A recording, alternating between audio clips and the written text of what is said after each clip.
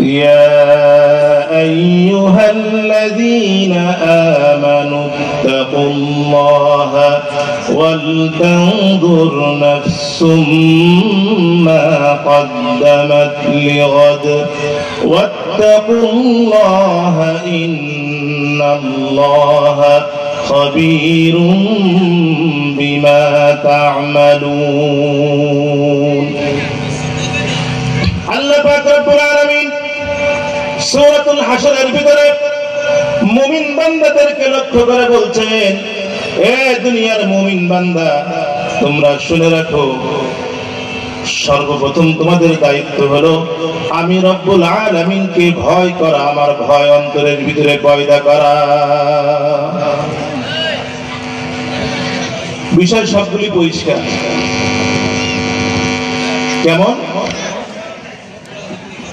বিষয় হলো সারা দুনিয়ায় অশান্তি আর অশান্তি, শান্তি শৃঙ্খলা ফিরানোর জন্য, ঠিক রাখার জন্য, বজায় রাখার জন্য প্রত্যেকটা অঞ্চলে বিভিন্ন শৃঙ্খলা, আইন শৃঙ্খলা বাহিনী নিয়োজিত আছে, ঠিক কিনা বলেন? আমার প্রশ্ন হলো, এই আইন শৃঙ্খলা বাহিনী দিয়ে আমাদের শান্তি কি বজায় থাকছে নাকি আরো অশান্তির আগুন দাও দাও করে জ্বলছে? বলেন কেন? যে বলে যতক্ষণ পর্যন্ত আল্লাহর ভয় অন্তরে না ঢুকবে, আরো কোন বাহিনী যদি তৈরি করা হয়, ওই বাহিনীর দ্বারাই কি হবে? আইন শৃঙ্খলা ভঙ্গ হবে। কেন? বলে যতক্ষণ পর্যন্ত ওই আইন শৃঙ্খলা বাহিনী যাদেরকে সিলেক্ট করা হচ্ছে, তাদের অন্তরে যদি ভয় না থাকে, তাহলে তাদের দ্বারাও আইন শৃঙ্খলা ভঙ্গ হবে। এই কারণে সারা দুনিয়ার ভিতরে শুধু অশান্তি আর অশান্তি। বলে পারিবারিক অশান্তি, সামাজিক অশান্তি, রাষ্ট্রীয় অশান্তি, অশান্তির কোনো শেষ নেই, ঠিক কিনা বলেন? নাকি ভুল বললাম? বলে পারিবারিক অশান্তি, সামাজিক অশান্তি, রাষ্ট্রীয়ভাবে অশান্তির আগুন দাও দাও করে জ্বলছে। বলে এই দাও দাও করে আগুন জ্বালাটা নিভাবে কিভাবে?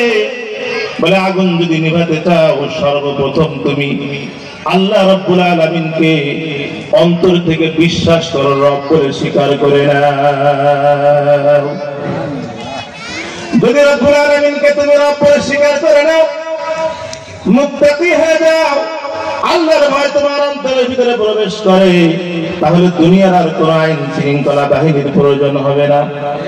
নামাজের রক্ত যখন হবে, মুয়াজ্জিন মাইক থেকে আল্লাহর বরত্ব ঘোষণা করবে, আল্লাহু আকবার, আল্লাহু আকবার ঘোষণা দিবে, সাথে সাথে নিজের থেকে আল্লাহর ভয় অন্তরে নিয়ে মসজিদে হাজির হয়ে যাবে, ঠিক কিনা? আল্লাহর ভয় যদি অন্তরের ভিতরে না থাকে, দুনিয়ার কোন নিয়ম শৃঙ্খলা দিয়ে কোনো কিছুতেই শান্তি প্রয়োগ করা যাবে না, কোনোভাবেই শান্তি আসবে না। শান্তি যদি পেতে হয়, তাহলে সর্বপ্রথম আল্লাহ রাব্বুল আলামিনের ভয় অন্তরের ভিতরে ঢোকাতে হবে, ঠিক কিনা বলেন? বলে দুনিয়ার ভিতরে এখন কয়েকটা জিনিস, একটা হলো ক্ষমতার লোভ, আরেকটা হলো অর্থের লোভ। এই দুই জিনিসে মানুষকে দুনিয়ার পিছনে পাগল পাড়া হয়ে ছুটে চলছে। কি করে ক্ষমতা পাবো?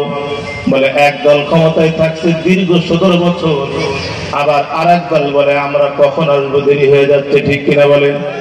বলে ক্ষমতা দরকার, ক্ষমতা ছাড়া তো চলে না। বলে দীর্ঘ 17 বছর কিছু মানুষ আঙ্গুল ফুলে কলা গাছ, যার কিছুই ছিল না, তার অর্থ, তার গাড়ি, তার বাড়ির কোনো শেষ নাই, কিন্তু রব্বুল আলামিন চোখে আঙ্গুল দিয়ে দেখিয়েছেন যে সমস্ত ক্ষমতার মালিক কে? জোরে বলেন, আরো জোরে বলেন, আরো জোরে বলেন। আল্লাহ রাব্বুল আলামিন সমস্ত ক্ষমতার অধিকারী।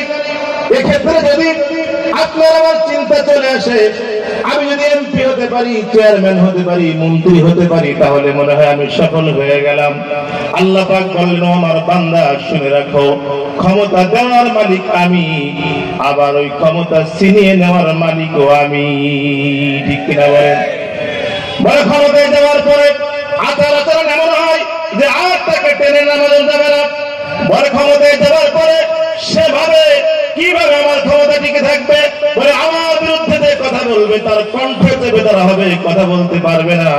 যদি বেশি লাফালাফি করে সাথে সাথে তাকে মামলা দিয়ে তাকে জেলের ভাত খাওয়াই দেব। বলে তুমি জেলের ভিতরে বসে থাকছো। আমার প্রশ্ন হলো, জেল জুলুম নির্যাতন কম হয়নি? কি বলেন? আপনারা দেখেন নাই নাকি? বলে কোনো কারণ নেই, কারণ ছাড়াই। বলে কি কারণ? বলে কোরআনের কথা বলে, ঠিক কিনা? কি বলে? বলে হাদিসের কথা বলে, নবীর কথা বলে। কিন্তু যে ক্ষমতা আছে সে তো অপরাধী। সে মনে করে যা বলে সব তো আমাকেই বলতেছে। এভাবে বলতে থাকলে আমার ক্ষমতার মসনদ চুরমার হয়ে যাবে, বিলীন হয়ে যাবে। সুতরাং তাকে বলতে দেওয়া যাবে না। কিন্তু আমার প্রশ্ন, কণ্ঠ চেপে ধরে জেলে আটকে রেখে মামলা দিয়ে হামলা করে নির্যাতন জুলুম করে এই কোরআনের আওয়াজ কি বন্ধ করা যাবে? হ্যাঁ, আল্লামা সাঈদী যখন দুনিয়া থেকে চলে গেছেন রাহিমাহুল্লাহ, হয়তো ভাবছিল যে এবার আর মনে হয় এই কথা বলার লোক আর থাকবে না বাংলার জমিনে। কি বলেন? আমার প্রশ্ন হলো, কোরআনের পাখি যখন দুনিয়ায় ছিলেন, উনি যে ময়দানে যেতেন, এখনো যারা কোরআনের ময়দানে আছেন তারা গেলে তার যেতে লোক বেশি হয় না কম হয়? আরো যারা বলেন, তাহলে কি বোঝা গেল? কোরআনকে, কোরআনের আলো নিভানো যায় না। কারণ এই নূরটা কিসের? আল্লাহ পাকের নূর। আল্লাহ পাকের নূর যে নিভাতে যায়, আল্লাহ পাক তাকে জ্বালিয়ে পুড়িয়ে ছারখার করে দেয়। জালেম যখন ক্ষমতায় থাকে তখন সে মনে করে আমি তো সব, আর কে আমার নামায়? আল্লাহ পাক রব্বুল আলামিন বলেন, আমি যদি আমার বান্দার ক্ষমতা দিয়ে দিই, আমার পক্ষ থেকে যদি তার ক্ষমতা দেওয়া হয়, ওই ক্ষমতার শুরু হবে আর শেষ হবে না। জমিন থেকে ক্ষমতা শুরু হবে, আসমান পর্যন্ত আমার বান্দার ক্ষমতা চলতে থাকবে। আর যদি আমি রব্বুল আলামিন আমাকে মাইনাস করে দেয়, আমাকে দূরে রেখে সে তার ক্ষমতা টিকাতে চায়, আমি আল্লাহ তাআলা আমার ওই বান্দাকে ঘাড় ধাক্কা দিয়ে বেইজ্জতি করে, জুতা মেরে, অপমান করে, লাঞ্ছিত করে তাকে ঘাড় ধাক্কা দিয়ে ক্ষমতার মস্তক থেকে নামিয়ে দিই। প্রমাণ তো আছে নাকি? খুলে বলা লাগবে? বিষয়টা তো এমন ছিল, আর মনে হয় এত সালের আগে আর নামানো যাবে না। কি বলেন? আপনাকে ভাবতেও পারছেন যে এত দ্রুত এইভাবে পরিবর্তন হবে? এটা কার ক্ষমতা? কার ক্ষমতা? আল্লাহ রাব্বুল আলামিন যা চান তাই হয়। এখানে বান্দার করার কিছুই নাই। আর জালেম জুলুম করতে করতে যখন তার জুলুমের সীমা পূর্ণ হয়, আল্লাহ পাক রব্বুল আলামিন এমন ভাবে ধরেন, সারা দুনিয়াতে যারা যদি তাকে বাঁচানোর চেষ্টা করে, কোনো দাদাগিরিতে কাজ হবে না। কারণ আল্লাহর ধরা বড় কঠিন, আর আল্লাহ সহজে ধরেন না। আল্লাহ বান্দাকে ছাড় দেয়। আল্লাহ পাক রব্বুল আলামিন বলেন, হে আমার বান্দা, সকাল থেকে নিয়ে গভীর রাত পর্যন্ত তুমি যত অপরাধ আছে এই সমস্ত অপরাধ করতে থাকো, আমি রব্বুল আলামিন তোমাকে বাধা দেই না। তুমি যখন তোমার এই হাত দ্বারা জুলুম করো, আরেকজনের উপরে আঘাত করো, আমি রব্বুল আলামিন চাইলে মুহূর্তের ভিতরে তোমার ওই হাতটা বিকলাঙ্গ করে দিতে পারি। আল্লাহ পাকের এই ক্ষমতা আছে না নাই? ধরে বলেন। আল্লাহ বলেন, দেখো, যেই পাও দিয়ে জুলুম করতে তুমি রওনা হও, আমি রব্বুল আলামিন চাইলে তোমার ওই পাওকে মুহূর্তের ভিতরে বিকলাঙ্গ করে দিতে পারি। জীবনে কোনোদিন আর ওই পা তোমার সামনের দিকে আগে বাড়বে না। যেই জবান দিয়ে তুমি বড় বড় কথা বলো, বলে কি বলে না? বলে না খেলা হবে। ইতিহাসে সব ভুলে গেছে। মানে ক্ষমতায় যে ক্ষমতার নেশায় পাগলা কুকুরের মতন ঘেউ ঘেউ করতেছিল, কি হবে নিজেই জানে। বলে আসেন খেলা হবে, এই হবে, সেই হবে, মানে এখানে আর কিছু করার নেই, আমার অবস্থা। কিন্তু আল্লাহ পাক রব্বুল আলামিন বলেন, দেখো, যখন সময় হবে এমন ভাবে ধরবো তোমার চিহ্নই দুনিয়ায় থাকবে না। ফিরাউন যখন জুলুম করতে করতে করতে মুসা আলাইহিস সালাতু ওয়াস সালাম অধৈর্য হয়ে গেছে। আর কত ফিরাউনের জুলুম। মুসা আলাইহিস সালাম দুনিয়ায় আসবেন এই খবর শোনার পর থেকে তার পরিকল্পনা শুরু। আর দুনিয়ায় আসছেন, বড় হয়েছেন, কিন্তু তার জুলুম চলতেছে, চলতে চলতে চলতে এক পর্যায়ে মুসা আলাইহিস সালাতু ওয়াস সালাম আল্লাহর কাছে দোয়া শুরু করলেন। কি দোয়া?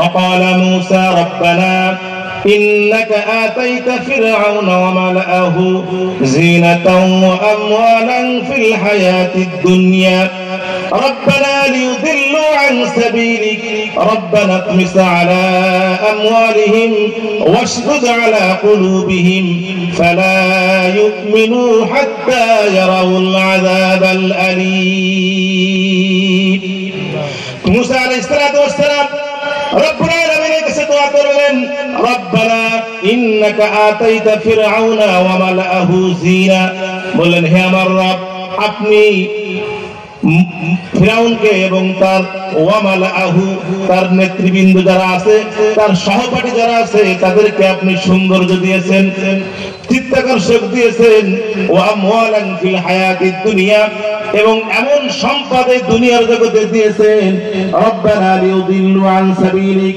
হে আমার রব, এই ফিরআউন আপনার অর্থ দিয়ে, আপনার ক্ষমতা দিয়ে, আপনার নিয়ামত দিয়ে বান্দাদেরকে আপনার পথ থেকে দূরে সরিয়ে দেয়। কি দিছে না? এই দোয়া করছেন। এরপরে আরেকটা দোয়া করলেন, ربنا اطمس على أموالهم واشدد على قلوبهم فلا يؤمنوا حتى يروا العذاب الأليم। মুসা আলাইহিস সালাম বললেন, হে আল্লাহ, ফিরআউনের এই ধন সম্পদ ধ্বংস করে দেন এবং ওর অন্তরে মোহর মেরে দেন। কেন? দেখবেন যে অপরাধ করে, অপরাধ করতে করতে দিশাহারা হয়ে পড়ে, তার সামনে ভালো কোনটা আর মন্দ কোনটা সে নিজেই জানে না। ঠিক কিনা বলেন? হ্যাঁ, সে নিজেই জানে না কোনটা ভালো কোনটা খারাপ। মুসা আলাইহিস সালাম বলেন, আল্লাহ আপনি ওর অন্তরে মোহর মেরে দেন। ফালা ইউমিনু হাত্তা ইয়ারাউল আযাবাল আলীম, বলে যতক্ষণ পর্যন্ত যন্ত্রণাদায়ক শাস্তি না দেখবে, অতক্ষণ পর্যন্ত যেন সে না মরে, ঈমান না আনতে পারে। তাফসীরের ভিতরে আসছে মুসা আলাইহিস সালাম আল্লাহ রাব্বুল আলামিনের কাছে দোয়া করলেন। দোয়া করার পরে কোনো কাজ হলো না। বলে 1 বছর যায়, 2 বছর যায়, 10 বছর যায়, 20 বছর চলে যায়, কিন্তু দোয়া তো কবুল হয় না। বলে নবীরা মাসুম না, নিষ্পাপ কিনা? একজন নবীর দোয়া কিন্তু কবুল হচ্ছে না। মুসা আলাইহিস সালাম দোয়া করে অপেক্ষায় আছেন রব্বুল আলামিনের পক্ষ থেকে কখন সাহায্য আসবে, কখন মদদ চলে আসবে। বলে অপেক্ষা করতে করতে 1 নয় 2 নয় 40 বছর পার হয়ে গেছে। কয় বছর? 40 বছর পার হয়ে গেছে। 40 বছর পার হওয়ার পর রব্বুল আলামিন ডাক দিয়ে বলেন, হে মুসা, قال قد أجيبت دعوتكما فاستقيما ولا تتبعن سبيل الذين لا يعلمون। আল্লাহ পাক রব্বুল আলামিন বললেন, হে মুসা, তোমাদের দোয়া কবুল হয়ে গেছে। তুমি এবং তোমার ভাই হারুন যে দোয়া করেছো, আমি রব্বুল আলামিন দোয়া কবুল করে নিয়েছি। ফাস্তাকিমা, তোমরা অটল থাকো। ওয়ালা তাত্তাবিআন্নি সাবিলাল্লাযীনা লা ইয়ালামুন, এবং যারা জানে না তাদের তোমরা অনুসরণ করো না। মানুষ যখন মুত্তাকি হয়, আল্লাহর ভয় যখন অন্তরে চলে আসে, তখন আল্লাহ পাক তাকে হেফাজত করে। সূরা তালাকের ভিতরে আল্লাহ পাক রব্বুল আলামিন যার অন্তরের ভিতরে আল্লাহর ভয় আছে, তার ব্যাপারে আল্লাহ পাক রব্বুল আলামিন বললেন, দেখো, ওয়া মাইয়াত্তাকিল্লাহা ইয়াজআল লাহু মাখরাজা, বলে যে মুমিন বান্দার ভিতরে আমি আল্লাহর ভয় আছে, আল্লাহর ভয়তে নিয়ে চলে, আমাকে সাথে নিয়ে যে চলে, আমি রব্বুল আলামিন ওই বান্দা সে যত বিপদগ্রস্ত হোক না কেন, তাম দুনিয়ার মানুষ যদি আমার বান্দাকে মারতে চায়, আমি রব্বুল আলামিন ইয়াজআল লাহু মাখরাজা, আমার ওই বান্দাকে বাঁচানোর পথ বের করে দেই। বলেন সুবহানাল্লাহ। এটা কার ক্ষমতা? আল্লাহর ক্ষমতা। আল্লাহ পাক রব্বুল আলামিন তার হাবিবকে বললেন, ইয়া আইয়ুহার রাসূল বাল্লিগ মা উনজিলা ইলাইকা মির রাব্বিক ওয়া ইন লাম তাফআল ফামা বাল্লাগতা রিসালাতা ওয়াল্লাহু ইয়াসিমুকা মিনান নাস। আল্লাহ পাক বললেন, হে আমার হাবিব, আপনার পরে যেই রিসালাতের দায়িত্ব দেওয়া হয়েছে এইটা মানুষের কাছে আপনি পৌঁছে দেন। এই ব্যাপারে তারা যদি কোনো ঝামেলা করে আপনি খোলামেলা শুনে রাখেন, আল্লাহু ইয়াসিমুকা মিনান নাস, আল্লাহ পাক রব্বুল আলামিন ওই সকল মানুষদের থেকে আপনাকে হেফাজত করবে। সুতরাং যখন কোন মুমিন বান্দা, মুত্তাকি বান্দা, সে যখন পথে চলে, আল্লাহর পথে চলা শুরু করে, সারা দুনিয়ার মানুষ পিছন থেকে টানলেও তার ওই পথ চলাকে বন্ধ করার ক্ষমতা এই দুনিয়ার মানুষ রাখে না। কেন? ও আল্লাহকে সাথে নিয়ে চলছে, ওর সাথে আল্লাহ। আর আল্লাহকে ছাড়া যদি ক্ষমতার মালিক হয়, বলে আসলে চেয়ারম্যান সাহেব আসসালামু আলাইকুম, কি সালাম, ক্ষমতা যাওয়ার পরে তার দিকে ফিরে কেউ তাকায় না। বলেন এর চাইতে অপমান, এর চাইতে লাঞ্ছনা আর কি আছে দুনিয়ায়? আল্লাহ পাক রব্বুল আলামিন বলেন, আমার বান্দার ক্ষমতা আমি যদি দেই এই দুনিয়ার জমিন থেকে চলবে। বলে দুনিয়ার মানুষ শুনুক আর না শুনুক, দুনিয়ার মানুষ যদি আমার ওই বান্দাকে চিনতে নাও পারে, শুনে রাখো আমার ওই বান্দার আওয়াজ যত দূর পর্যন্ত যাবে তামাম মাখলুক আমার বান্দার গোলাম হয়ে যাবে। সুতরাং কার ক্ষমতা চায়? আল্লাহর ক্ষমতা। দুনিয়ার মানুষের ক্ষমতা হয়তো ক্ষমতার অহংকার, আর না হলে অর্থের অহংকার। কি বলেন? আল্লাহ তো সব জায়গায়। এক লোকের অনেক টাকা, কোটি কোটি টাকা, একটা ফোড়া হয়েছে, একটা ফোড়া। এখন গেছে খুলনায়, বলে যে না এখান থেকে হবে না, আপনি ঢাকায় যান। গেছে ঢাকায়, বলে এখানে হবে না, কলকাতা যান। গেছে কলকাতায়, বলে এখানে হবে না, সিঙ্গাপুরে যান। বলে ঢাকা কলকাতা সিঙ্গাপুর করতে করতে তার কয়েক কোটি টাকা চলে গেছে, রাস্তার ফকির হয়ে গেছে, কিন্তু ফোড়া এখনো নিরাময় হয় না। তাহলে কি বোঝা গেছে? এই যে টাকা অর্থ একটা ফোড়ার সমান, ফোড়াকে ট্রিটমেন্ট করার টাকাও সে জমা করতে পারে না। অথচ যদি কেউ মুমিন হয়, মুত্তাকি হয়, আল্লাহ পাক বলেন وَمَن يَتَّقِ اللَّهَ يَجْعَل لَّهُ مَخْرَجًا। আজকে মুত্তাকির অভাব, আল্লাহর ভয় অন্তরে অভাব, যেখানে যাবেন সেখানে অশান্তি, না আছে সুষ্ঠু বিচার, না আছে কোনো কিছু। কেন? যার কাছে যাচ্ছি তার কাছেও তো আল্লাহর ভয় নেই। কি বলেন? এই অশান্তির মূল কারণ হলো আমাদের সমাজে যারা সমাজের নেতৃত্ব দেয়, এই লোকগুলো যতদিন পর্যন্ত এদের অন্তরে আল্লাহর ভয় না হবে, এই সমাজে কোনো দিন শান্তি ফিরে আসবে না। ঠিক কিনা জোরে বলেন?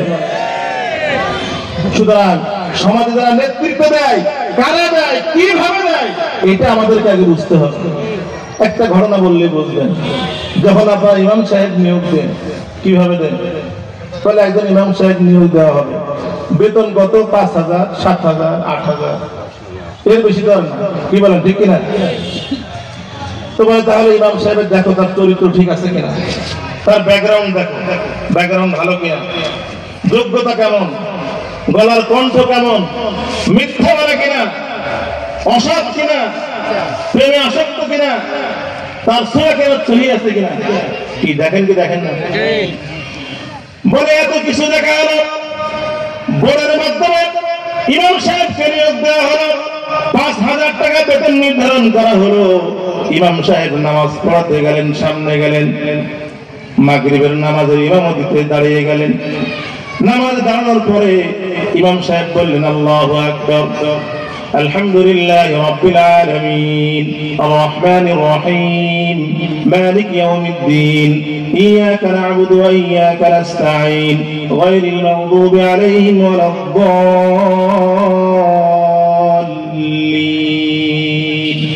কি বলেন? পিছন থেকে মুসাল্লিরা বলেন কি ব্যাপার? বোর্ডের মাধ্যমে এত যাচাই বাছাই করে নিয়োগ দেওয়া হলো, কিন্তু ইমাম দেখি মাগরিবের নামাজে ভুল।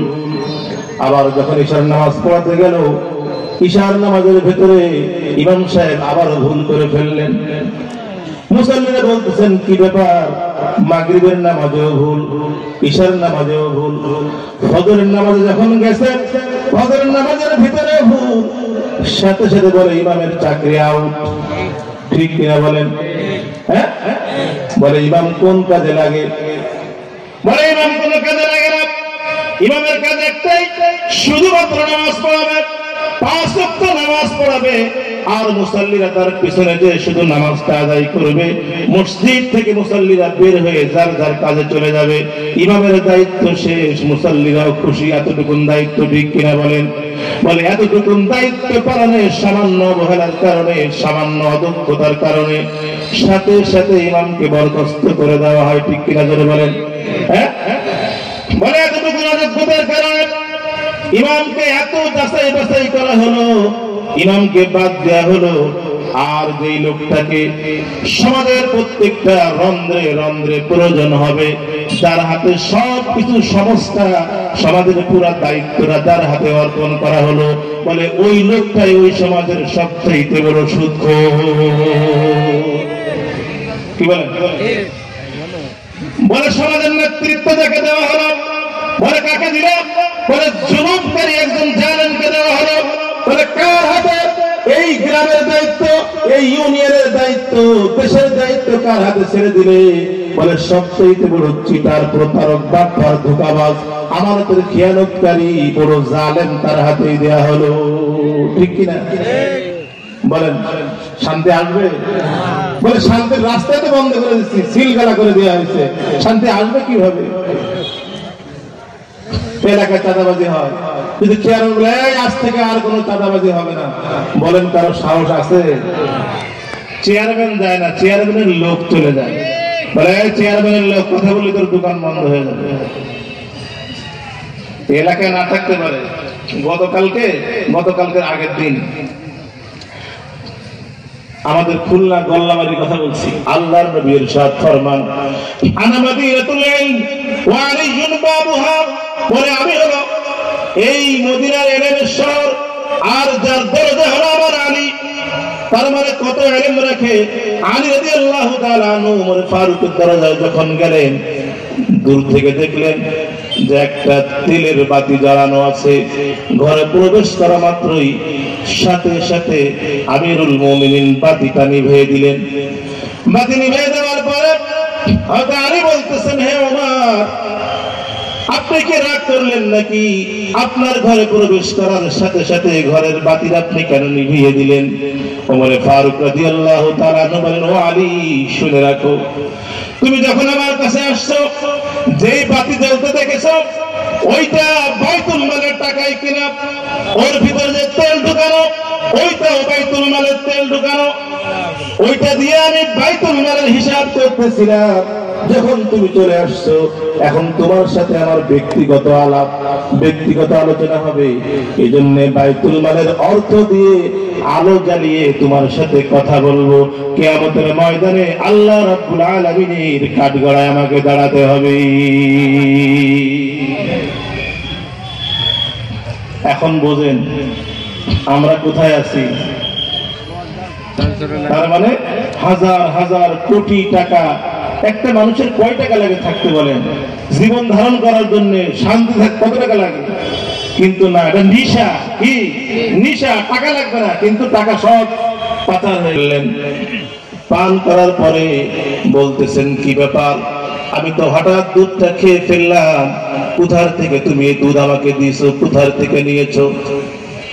গোলাম তখন বলে, ইয়া আমিরুল মুমিনিন, আমি যখন মুসলমান হয়নি ওই সময় ঝাড়ফুঁক করতাম, আমার কাছে কাছ থেকে একজন ঝাড় ফুঁক নিয়ে সে ভালো হয়ে গিয়েছে, এরপরে সে ওই দুধটা আমার কাছে পাঠিয়েছে এখন, কিন্তু আমি তো ঈমান অবস্থায় আছি, তাই আপনাকে আমি হাদিয়া দিয়ে দিলাম। ওমর ফারুক রাদিয়াল্লাহু তাআলা আনহু বললেন যে দেখো, যখন তুমি ঝাড় ফুঁক করেছিলে, বেঈমান অবস্থায় ছিলে, ঈমান হারা অবস্থায় ছিলে, তুমি লাত উজ্জার কসম করেছিলে, লাতের কথা উজ্জার কথা বলেছিলে। সুতরাং ওই দুধ আমি ওমরের পেটে থাকলে যদিও আমার জন্য জায়েজ, তোমার জন্য সদকা, আমার জন্য হাদিয়া, কিন্তু এত ঘোরায় ফেরায় আল্লাহর আদালতে বলার ক্ষমতা আমি ওমরের থাকবে না। ওমর ফারুক রাদিয়াল্লাহু তাআলা আনহু গলার ভিতরে আঙ্গুল ঢুকিয়ে এরপরে কি করলেন, ওইটা বের করে ফেললেন। আমরা যারা দুনিয়ায় আছি, আপাত বিপদ মুসিবত যখন আসে, তখন আমরা ভাবি যে এত কান্নাকাটি করি, এত কিছু বলি, এরপরেও আল্লাহ কি আমাদের চোখে দেখে না? বলি কি বলি না? বলি না আমরা?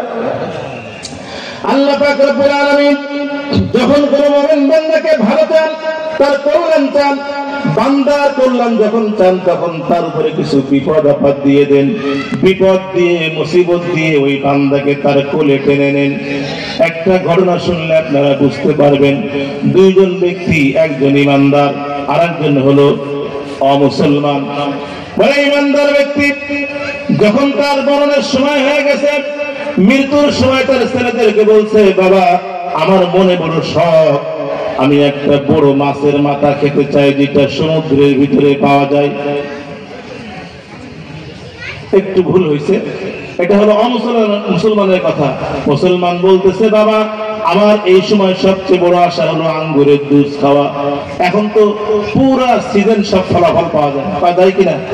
ওই সময় ফ্রিজ ছিল না, পাওয়া যাইত না। অনেক কষ্টে তার বাচ্চারা ওই আঙ্গুরের জুস কি করছে, আনছে, এনে জুস করার পরে ওই জুস তার মায়ের হাতে দিয়েছে যে মা তুমি আমার বাবাকে খাওয়াও।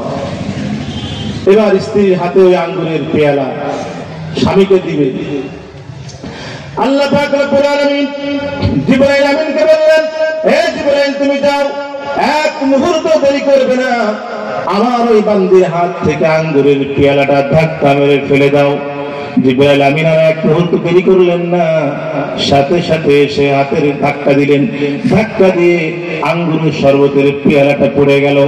যাওয়ার সাথে সাথে স্ত্রীর অন্তরে ব্যথা, আর স্বামীর অন্তরেও ব্যথা, আর সমস্ত সন্তান দ্বারা এতক্ষণ পর্যন্ত পিতার জন্য কষ্ট করে যখন তারা ওই জুস নিয়ে আসলেন, তাদের অন্তরে কষ্ট। আল্লাহ পাক রব্বুল আলামিন ওই বান্দাকে জুস খেতে না দিয়ে জুসটা ধাক্কা মেরে ফেলে দিলেন। আর অপর দিকে অমুসলমান সে বলল, বাবারা আমার মওতের সময় সবচেয়ে বড় চাওয়া হলো একটা বড় মাছের মাথা খাওয়া। এবার সন্তানরা জাল নিয়ে নদীতে চলে গেছে, কিন্তু মাছ হয় না। আল্লাহ পাক বললেন, হে জিবরাইল ওই নদীর তলদেশ থেকে একটা মাছ উঠিয়ে উপরে তুলে দাও, আর তার সন্তানরা যখন নদীর ভিতরে জাল ফেলে দেবে, সাথে সাথে ওই মাছটা ওই জালের ভিতরে ঢুকিয়ে দাও। এরপরে দেখা গেল যে অমুসলমান তার সন্তানরা মাছ নিয়ে আসছে তার বাবার জন্য, কিন্তু মুসলমান যে আল্লাহকে ভয় করে, যে সারা জীবন আল্লাহকে ভয় করছে, কিন্তু মওতের সময় ওই আঙ্গুরের জুস তার ভাগ্যে জোটে নাই। বলে এটা কেন? আল্লাহ পাক বললেন, যখন আমার বান্দা আমাকে ভয় করে কিন্তু আমল করে, সে তার সর্বোচ্চ আসনে পৌঁছাতে পারে না, আমি রব্বুল আলামিন আমার ওই বান্দাকে আমার কাছে টানার জন্য এমন একটা কষ্ট, বিপদ, মুসিবত দিয়ে দিই, যে বিপদের মাধ্যমে, মুসিবতের মাধ্যমে, কষ্টের মাধ্যমে আমি আমার বান্দাকে আমার নৈকট্য লাভ করিয়ে আমি আমার রহমতের কোলে তুলে নিই। বলেন না সুবহানাল্লাহ। দেখেন না, কোরআনে কথা বলতে গেলে বলে যে এখন জেলখানায় 10 বছর 5 বছর কষ্ট করে। আচ্ছা বলেন, এই কষ্ট করাতে এতে কি তার ক্ষতি না লাভ? আরো জোরে বলেন, ক্ষতি না লাভ? বলে যে জালেম সে তো এর হিসাব করাই গুণে হবে, আর যাকে জুলুম করা হলো জেলের ভিতরে ঢুকানো হলো। ওই বান্দা জেলের ভিতরে থেকে যখন একজন আলেমকে জেলের ভিতরে ঢুকানো হয়, সে যখন আল্লাহ রাব্বুল আলামিনকে ডাকতে থাকে, প্রত্যেকটা ডাকের বিনিময়ে আল্লাহ পাক বলে, বান্দা তুমি আমার রহমতের কোলে চলে আসো।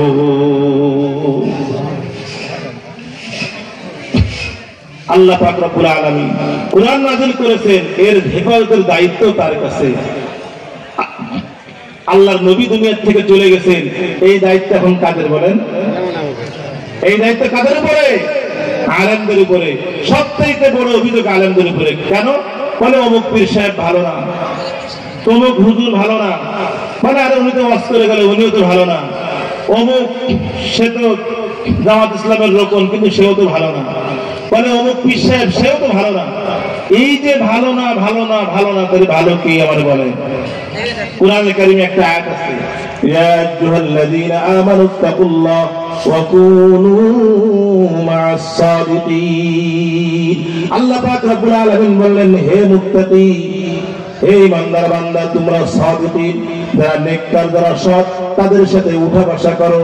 আমার প্রশ্ন হলো, এই আয়াতের কার্যকারিতা কিয়ামত পর্যন্ত আছে না নাই? আছে না নাই? বলে এই আয়াতের কার্যকারিতা কিয়ামত পর্যন্ত থাকবে।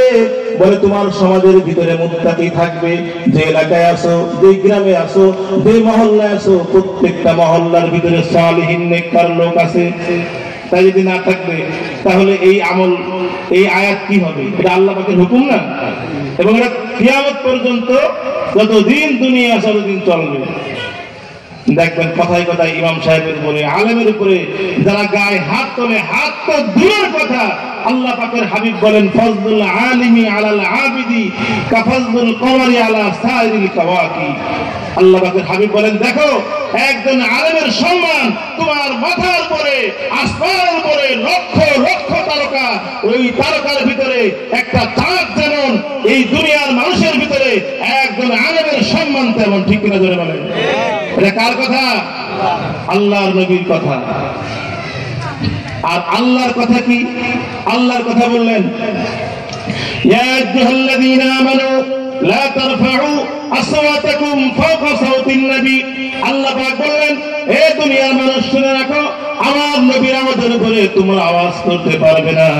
যদি আমার নবীর উপরে আওয়াজ তোমাদের বেশি হয়, আনতাহবাতা আমালুকুম ওয়া আনতুম লা তাশউরুন। আল্লাহ পাক বললেন, যদি আমার নবীর আওয়াজের চাইতে তোমার আওয়াজ বেশি হয়, সমস্ত আমল নষ্ট হয়ে যাবে, তুমি বুঝতেও পারবে না, জানতেও পারবে না। বলে আলেম হলো নবীদের ওয়ারিস। আলেম কি? নবীদের ওয়ারিস। সুতরাং তুমি যদি আলেমকে বেইজ্জতি করো, আলেমের উপরে জুলুম করো, তাহলে শুনে রাখো, তোমার হিসাব কমাই গুন্ডায় তোমাকে দিতে হবে। কারণ আলেমরা নবীদের ওয়ারিস। আর নবী দুনিয়ায় কি মিরাজ রেখে গেছেন? কোরআন এবং হাদিস। এই কোরআন হাদিসের কাজই হলো প্রচার প্রসার করা। এক্ষেত্রে যদি একজন আলেমকে জেল দেওয়া হয়, হত্যা করা হয়, এর পরেও এই দুনিয়া থেকে কোরআনের আওয়াজ, কোরআনের আলোকে নিভানো যাবে না। ঠিক কিনা বলেন? না।